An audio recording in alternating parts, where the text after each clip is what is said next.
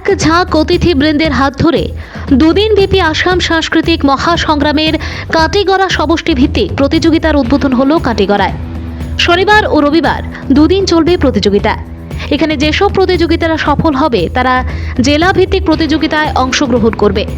গ্রামীণ কচিকাঁচার মধ্যে প্রতিভা বিকাশের লক্ষ্যেই বর্তমান হিমন্ত সরকারের এক মহৎ প্রচেষ্টা বললেন অনুষ্ঠানের মুখ্য অতিথি তথা কাছাড় জেলা পরিষদের চেয়ারপারসন অমিতাভ রায়।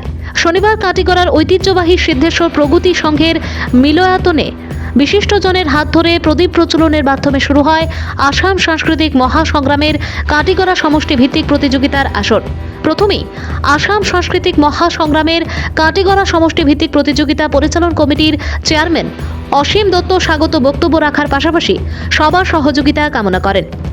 সারগর্ভ বক্তব্য রাখেন অনুষ্ঠানের বিশিষ্ট অতিথি তথা কাছাড় জেলা পরিষদের সিইও রঞ্জিত কুমার লস্কর। অন্যান্যদের মাঝে বক্তব্য রাখেন অতিরিক্ত জেলা শাসক মনসুর আহমেদ মজুমদার, প্রাক্তন বিধায়ক অমরচাঁদ জৈন, বিজেপি কাটিগড়া ও কালাইন ব্লকের সভাপতি যথাক্রমে বাবলা দেব ও নিত্যগোপাল দাস প্রমুখ।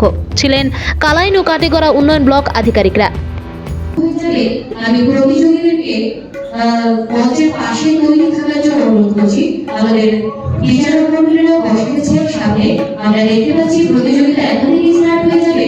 আমি সবার কাছে অনুরোধ করছি সবাই যেন এই কক্ষেই থাকেন এবং আমাদের তাদের খুঁজে করা তাদের একটা জিনিস আমরা দেখেছি যে আমাদের গ্রামাঞ্চলে বা বিশেষ করে কাছাড় জেলায় অনেক লোকসংস্কৃতি আছে, অনেক লোকগীতি আছে, সেগুলো ধীরে ধীরে হারিয়ে যাচ্ছিল।